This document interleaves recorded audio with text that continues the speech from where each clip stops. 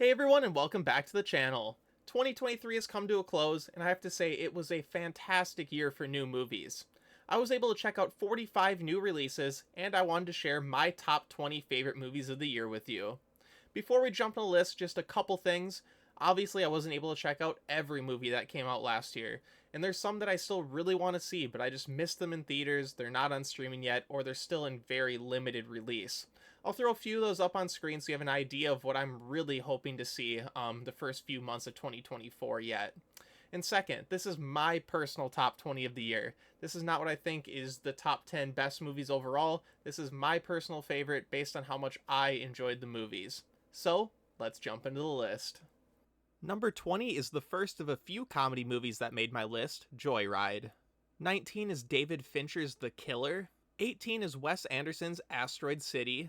17 is Kelly Freeman Craig's follow-up to The Edge of 17, Are You There, God? It's Me, Margaret. 16 is Eli Roth's holiday slasher Thanksgiving. 15 is the stunning action movie John Wick Chapter 4. 14 is the movie that gave me hope that big studios can still put out fun comedies, No Hard Feelings. 13 is my favorite comedy movie of the year, Bottoms. Number 12 was the perfect send-off to my favorite MCU characters, Guardians of the Galaxy Volume 3. Number 11 was Christopher Nolan and Cillian Murphy's massive biopic, Oppenheimer. Kicking off the top 10 is Celine Song's Past Lives. This is just such a small, quiet, beautifully shot, amazingly acted movie that just stunned me, in all honesty. Greta Lee is fantastic in this film, and she gives one of the best performances of the year.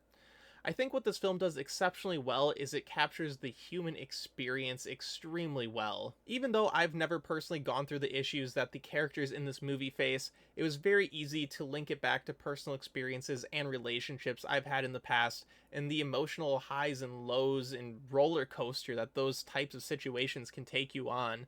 It's a movie that left me emotionally drained, but also kind of happy at the same time. It's a movie that knows what it is, and the tone is executed to perfection. It's definitely one of the best movies of the year, and I just love when these small indie films blow up. Tom Cruise may have saved movie theaters last year with Top Gun Maverick, but he unfortunately fell victim to the Barbenheimer giant, but I still thoroughly enjoyed Mission Impossible Dead Reckoning Part 1. This is my favorite action/popcorn flick of the year, as it's just action sequence on top of action sequence on top of action sequence. I had white knuckles from the first airport scene all the way down to the magnificent final act. Tom Cruise is still at the top of his game doing his own stunts, and I have to say him jumping off the cliff and parachuting down onto a moving train that's about to crash was beautiful to see, and the sound design and sound mixing was fantastic in the theater. It was truly the best action sequence of the year, and I just ate up every single second of this movie. I know Tom Cruise may not be everyone's cup of tea, but as long as he continues to pump out amazing films like this, I will always be there day one to check them out. Scream 6 may be the biggest surprise of the year. After liking Scream 5 that came out last year, I was a little bit hesitant when Scream 6 got greenlit and had a less than 1 year turnaround time. Radio Silence delivered an amazing movie and is definitely one of the best Scream films in the franchise. Jenna Ortega, Melissa Barrera, Jasmine Savoy Brown, and Mason Gooding as the core four really solidified themselves in the movie, and they upped their game from Scream 5. I really bought into their friendship, and I really invested myself into them taking over this franchise, from Neve Campbell, Courtney Cox, and David Arquette. I also really enjoyed Hayden Panettiere coming back as Kirby, because I absolutely adored her in Scream 4. I also loved so many aspects of this movie, being a massive Scream fan. I loved the opening sequence. Samara Weaving is great. I loved the title card. I just loved the character growth of the core four throughout. I was a little bit iffy on the ending, but I really do enjoy the final shot. I was also ecstatic when they announced that Scream 7 was going to come out. But, of course, all good things must come to an end, and I'm going to kind of leave this film on a sour note, and all I'm going to say is screw you, Spyglass Entertainment. The Holdover is a movie that's going to be a Christmas staple for me going forward. Alexander Payne perfectly crafted this 70s and 80s atmosphere with the overall vibe of the movie and the style of the movie. Paul Giamatti, Divine Joy Randolph, and Dominic Sessa give three fantastic performances of just kind of like bitter, confused, depressed, lost human beings that are stuck together and just kind of need to figure out life and need to lean on one another. It's a movie that left me feeling warm and fuzzy inside, and it's just a film I wanted to tell everyone to check out. I feel like everyone can relate to a character in this movie and take away something from the film. Definitely check out The Holdovers, it's definitely worth it.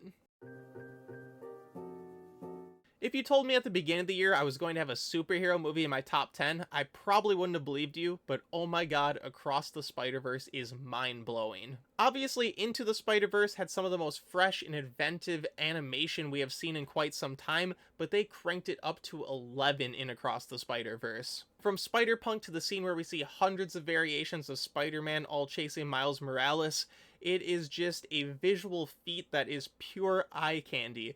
My eyes were glued to the screen, and I feel like you could watch this movie 10, 15 times and still not pick up on everything that's going on, as it is just such a stimulating and massive achievement in animation. I also have to mention the film has some amazing character development for a children's animated film. The relationship between Miles and Gwen and Miles and his parents is truly fantastic, and I was fully invested in these characters.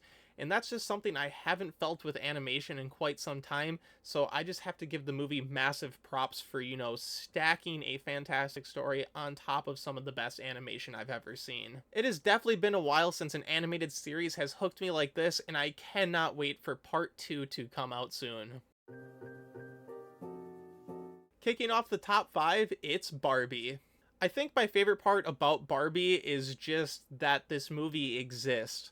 The fact that a company as large as Mattel would turn over their largest IP to one of the most creative directors in Greta Gerwig and pretty much giving her free reign to do whatever we want, and we got this as the final product, is just mind-boggling to me. We could have easily just ended up with another polished piece of crap that just raked in a bunch of money and the corporations just sit there laughing, counting their $100 bills. And while they're definitely counting their money, at least the audiences were left satisfied. I loved everything about Barbie. This has some of the most magnificent production design of the year, and I was fully taken into Barbie land. You also have to mention the perfect casting. I mean, Ryan Gosling and Margot Robbie, that literally is the human forms of Barbie and Ken. You also can't talk about Barbie without talking about the original music. What Was I Made For, Dance the Night, and I'm Just Ken are absolute bangers, and I listened to them multiple times outside of the film. This is a movie that I just want to revisit over and over again, and I'm just so happy it exists, and I hope that the movie studios can take away what worked for this movie and kind of propel that forward and make more films like that, but I don't want to give them too much credit just yet. But Barbie is phenomenal. Killers of the Flower Moon was one of my favorite theater experiences of the year. The movie is over 3 hours long, and I didn't feel like I was in that chair for more than 2 due to the exceptional pacing and editing of the movie. Like every single Scorsese movie, this film looks phenomenal. There is some fantastic cinematography and great landscape shots of like the open fields and the Osage Nation land. You also felt the complete depravity and bloodlust and greed in the script, and just how evil Robert De Niro, Leonardo DiCaprio, and all of their goons characters were throughout. I know Scorsese has mentioned that this is a movie that he's wanted to put to screen for a long time, and I'm so glad he got to tell this story. It's a truly dark spot in American history that needs to be told and explored. The last 15 minutes of this movie is also phenomenal. I was not expecting the movie to end the way it does, but I feel like that had a lot to say about how Scorsese feels about this story and kind of how true crime, holds a spot in our society today. It's a movie that I feel is very important, not for its historical value, but also just because it comments on how we look back on these types of situations. It's definitely a heavy and long film, but it's definitely worth the watch. Poor Things was my most anticipated movie of the year, and it did not disappoint. Emma Stone is my favorite actress, and she gives one of the best, if not the best, performance of her career as Bella Baxter.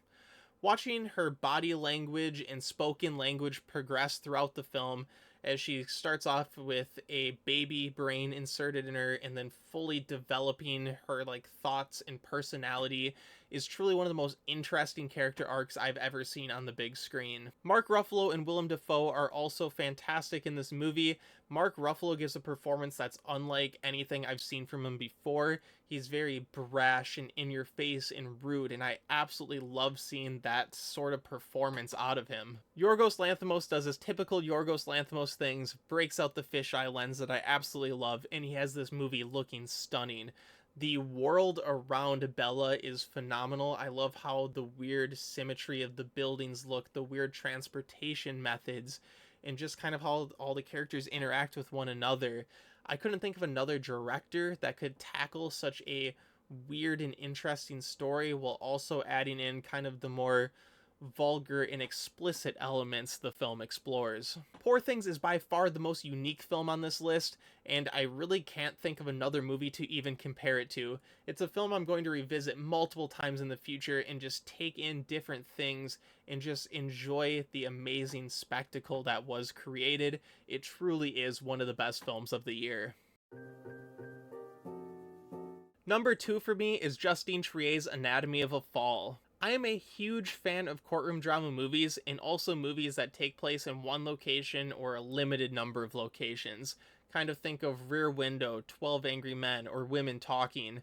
I feel like having limited locations really allows the screenplay and actors to elevate the game and really shine through, but it also creates this heightened atmosphere of anxiety and claustrophobia. I will say I was a ball of anxiety throughout the entire runtime of this movie. That courtroom scene was a white knuckle experience.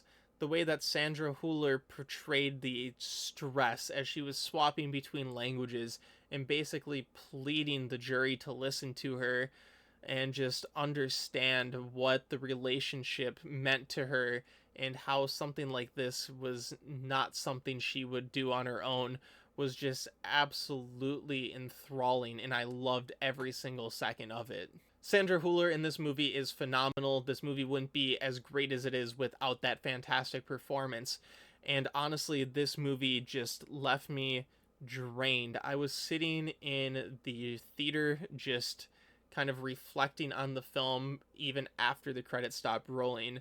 I'm not usually someone who sits in the theater long after a movie ends, but this movie just took an emotional toll on me, and it is just a heavy film, and it is just phenomenally done.